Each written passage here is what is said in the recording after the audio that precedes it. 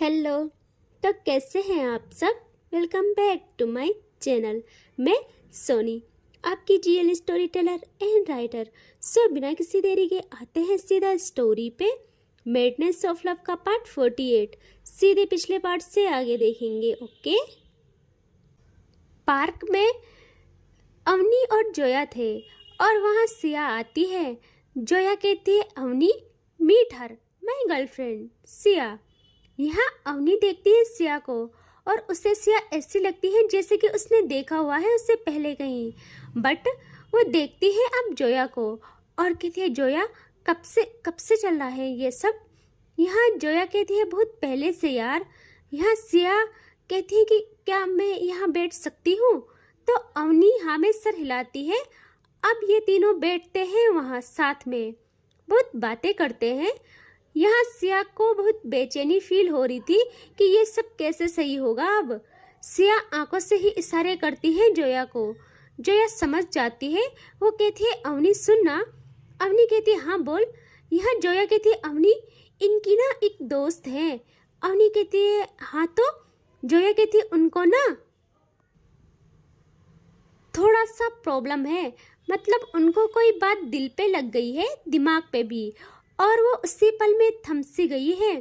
हम पहले मिलते थे और बहुत टाइम से नहीं मिले हैं, तो क्या तुम मेरे साथ आओगी। अवनी कहती है, कहाँ।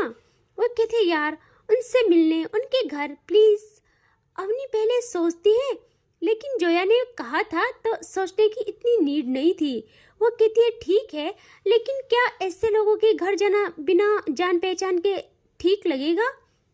यहाँ जोया कहती है, अरे पागल, मैं तो जाती रहती हूँ और तुम भी जाओगी ना, तुमको बिल्कुल ना ऐसे लगेगा कि आपका ही घर है, ऐसा लगेगा कि अपना ही घर है।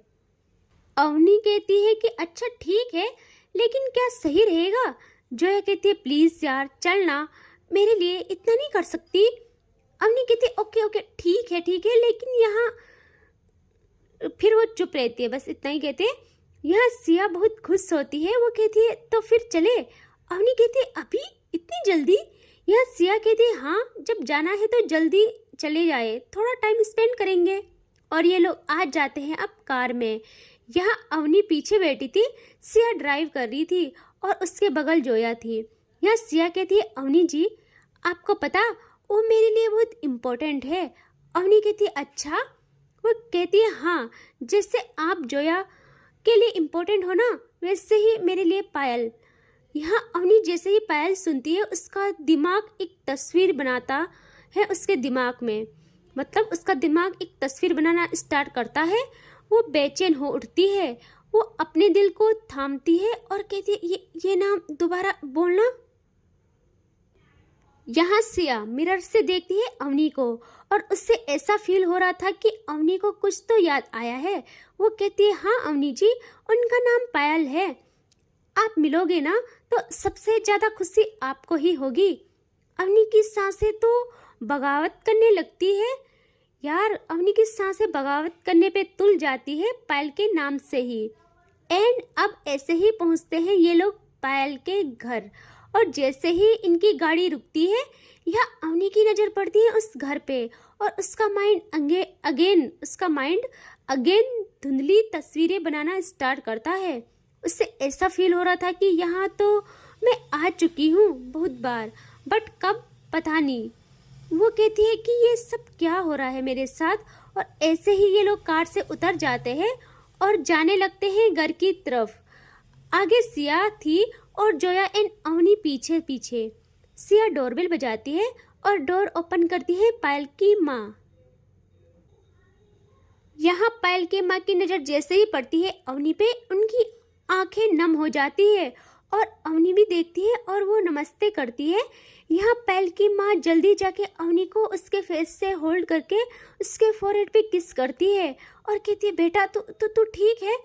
यहाँ अवनी कंफ्यूज कि ये कैसे ऐसे कर सकती है, मतलब ये क्यों कर रही है ऐसा, मुझे जानती है क्या। यह सिया जल्दी से पायल की माँ को संभालते हुए कहती है कि आंटी हाँ वो ठीक है। वो अवनी जी क्या है ना, जोया हमेशा आपके बारे में बताती है और जोया ने ही बताया है कि आपका एक्सीडेंट हुआ था, तो इन्होंने पहचान लिया आपको। जोया ने आपकी फ़ोटोज़ भी दिखाई है सबको। अवनी कहती है अच्छा, और वो स्माइल करती है। यहाँ अब ये लोग अंदर आते हैं और अब हॉल में बैठे थे। तभी वहाँ आती है हिना, जो कि आ रही थी पायल के रूम से। उसकी नज़र जैसे ही पड़ती है अवनी पे, उसके दिल में लहर सी चलने लगती है, उसके फेस पे स्माइल आती है और उसके मन में यही चलता है कि अब अवनी आ गई है, अब पायल की हालत सुधरेगी। उसे सिर्फ पायल का ठीक होना दिखता है और वैसे भी उसे सिर्फ पायल को ठीक होता देखना था किसी भी हाल में।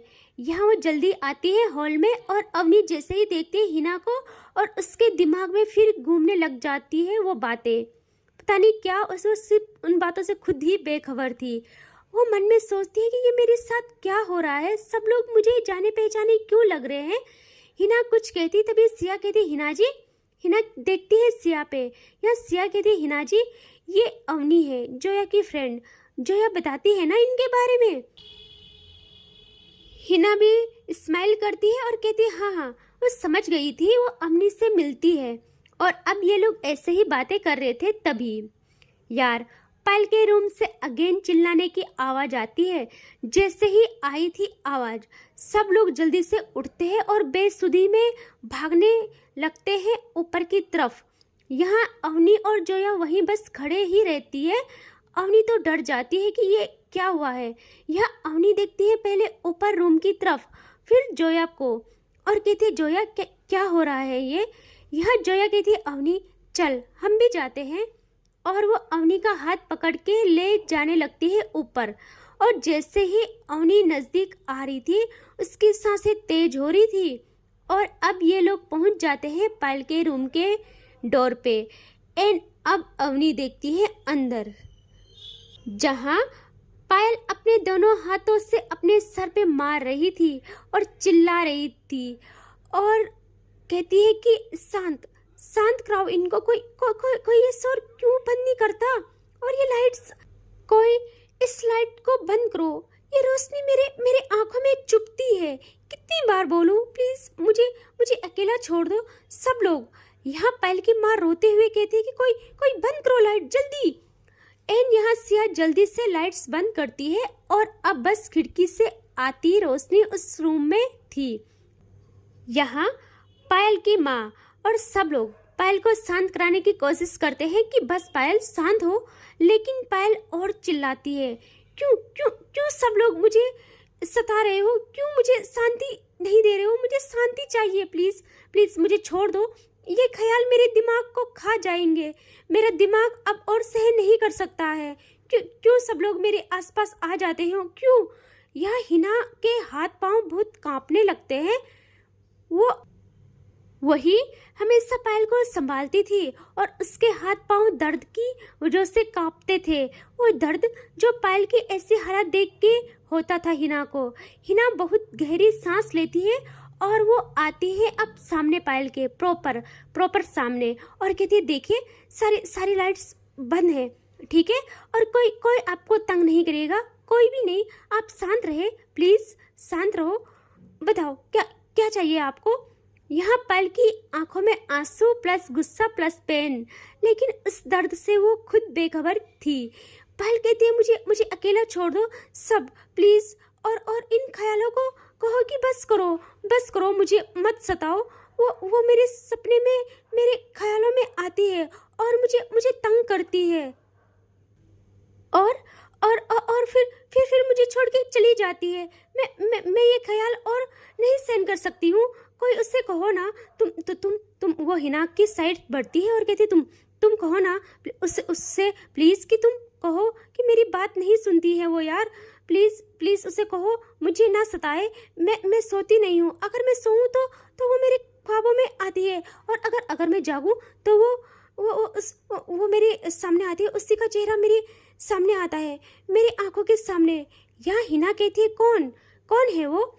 यहाँ पायल कहती है मुझे भी नहीं पता ना, मुझे भी नहीं पता, बस उसका चेहरा धुंधला दिखता है, वो उस रूम की सारी चीज़ें लैंप सब कुछ तोड़ने लगती है और चिल्लाती है, मुझे मुझे भी नहीं पता वो कौन है, मुझे मुझे उसका चेहरा धुंधला दिखता है।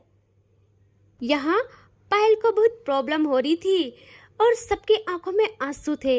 यहाँ हिना बिना परवाह किए जाती है और पायल का हाथ पकड़ती है और बेड पे बिठा के उससे गले से लगा लेती है। और यहाँ पायल धीरे धीरे अपनी आंखें क्लोज करती है और हिना उसे बेड पे लिटा देती है। हिना इतने टाइम में समझ गई थी कि पायल को शांत कैसे करते हैं। और अब आते हैं अवनी के रिएक्शन पे। जैसे ही उसकी नज़र पड़ी थी पायल पे, उसकी दुनिया मानो थम सी जाती है।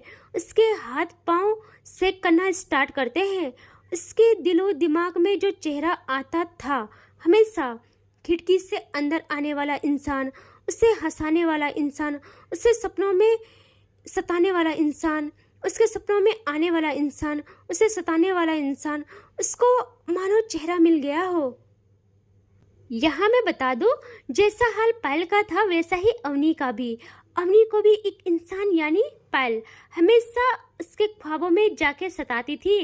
वो जब भी खिड़की पे देखती थी वहाँ उससे एक इंसान उसकी तरफ आता दिखता था। जब भी वो आंखें बंद करती थी, अतीत की सारी यादें उसके सामने कहानी सी बनती थी। और ये एक दो दिन की बात नहीं थी, हर दिन हर लम्हा उसे इस बात का एहसास होता था। यहाँ अवनी बहुत सोचती थी कि ये इंसान है कौन, क्यों सताता है मुझे। लेकिन वो इस बात से बेखबर थी कि वो ही इंसान इसकी पूरी दुनिया है, वही इंसान इसकी दुनिया है। आज जैसे ही पायल के चेहरे पे उसकी नज़र पड़ी थी, अवनी के सामने वो चेहरा साफ हो जाता है। उसे पता चल जाता है कि वो इंसान पायल ही है। लेकिन वो खुद परेशान हो उठती है कि ये कैसे हो सकती है। मैं तो जानती तक नहीं हूँ और मुझे इसके दर्द को देख के इतना दर्द क्यों फील हो रहा है। उसका हाथ उसके दिल पे था और उसकी आंखों से आंसू घिरे जा रहे थे। वो कहती है, मुझे मुझे इसकी हालत देखी क्यों नहीं जा रही है, मैं इतने दर्द में क्यों जा रही हूँ। वो बहुत परेशान हो जाती है लेकिन उससे खुद पे कंट्रोल नहीं रहता। उसके कदम मानो अपने आप चलने लगते हैं। वो धीरे धीरे आती है पायल की तरफ और वो पायल को देखती है जो कि बेड पे लेटी थी, आंखें बंद किए। उससे मानो कोई होश ही ना हो। अवनी को देखते हैं सब लोग कि अवनी क्या कर रही है। वैसे सब वही सब चाहते थे। उनको उम्मीद थी कि जैसे एक दूजे को देखेंगे तो कुछ तो होगा। यह हिना बेड से उठ जाती है और अवनी आती है, वहाँ बेड के कोने पे बैठ जाती है। उससे खुद पता नहीं कि वो ऐसा क्यों कर रही है। यहाँ अवनी के हाथ भी उसके बस में नहीं रहते। वो अपने हाथ को ले जाती है पायल के फेस की तरफ और बहुत प्यार से उसके गालों को छूती है। जैसे ही उसके हाथ पायल के गालों को टच करते हैं, अवनी की बॉडी में करंट लगता है और वो एकदम से अपना हाथ पीछे हटा देती है। ठीक वैसा करंट जैसा जब पायल और अवनी फर्स्ट टाइम मिले थे, वैसे ही महसूस होता है अवनी को। अवनी हैरान कि ये क्या हो रहा है और यहाँ उसके टच से पायल को भी सेम फील होता है। पायल अपनी आइज ओपन करती है और अब पड़ती है उसकी नज़र अवनी पे और अवनी की पायल पे। 6 मंथ्स बाद टकराई थी दोनों की आंखें। दोनों कुछ पल के लिए खामोश हो जाते हैं।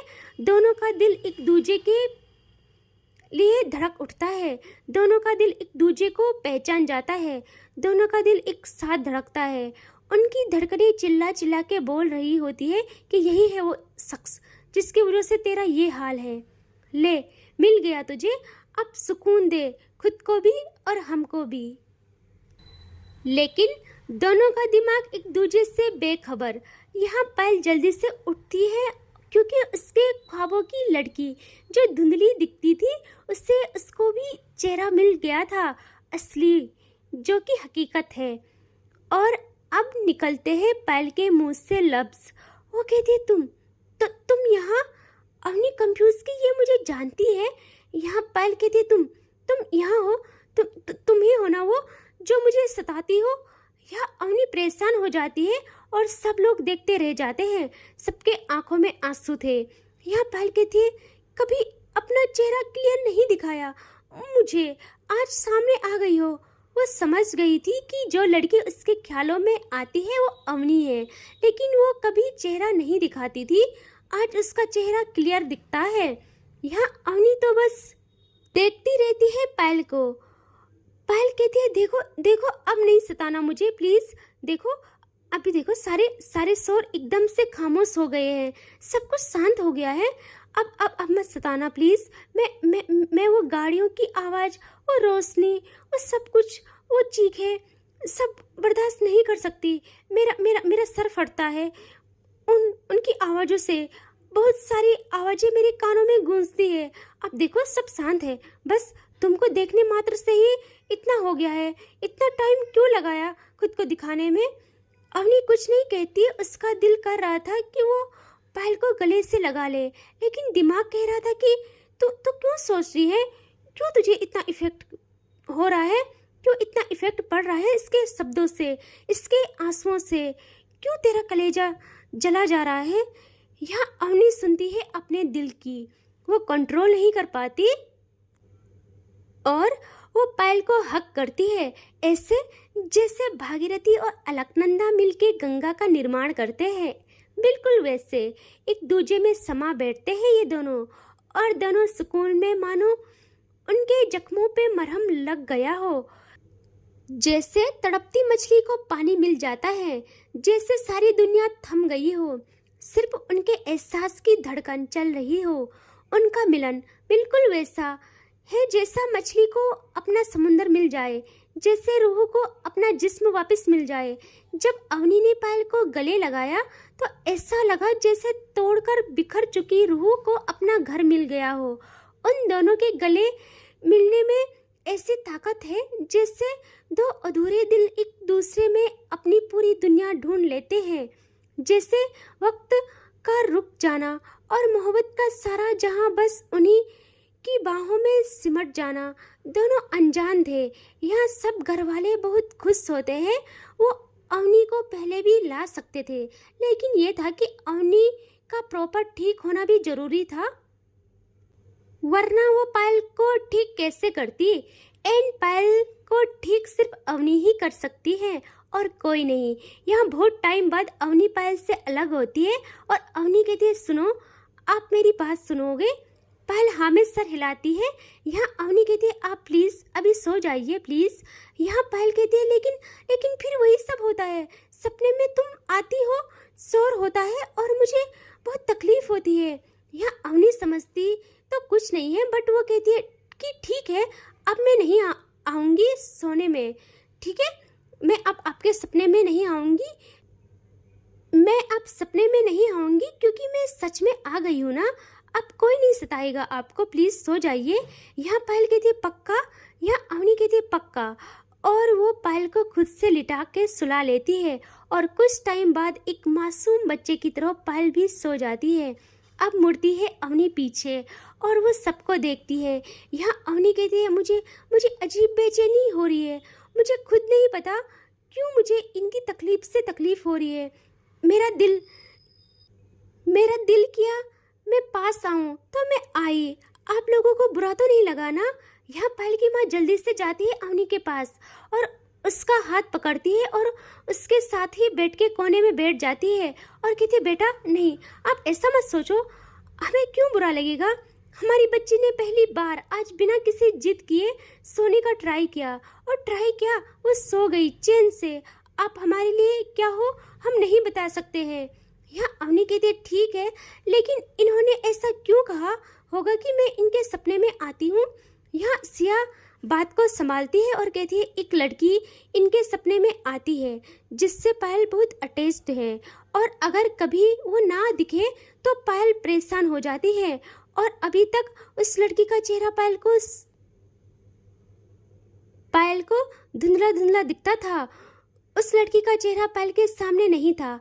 अब आपको देखा तो पायल सोच रही है कि आप ही वो लड़की हो।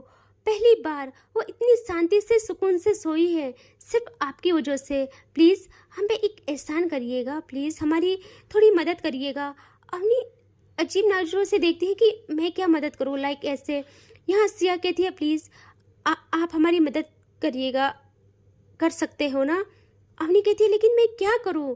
यहाँ सिया कहती है कि हमें आपकी हेल्प चाहिए, आप क्या पायल को सही कर सकते हैं। अवनी की कंफ्यूज कि मैं कैसे सही कर सकती हूँ। एंड इससे आगे देखेंगे नेक्स्ट पार्ट में। ठीक है, टेक केयर, बाय बाय।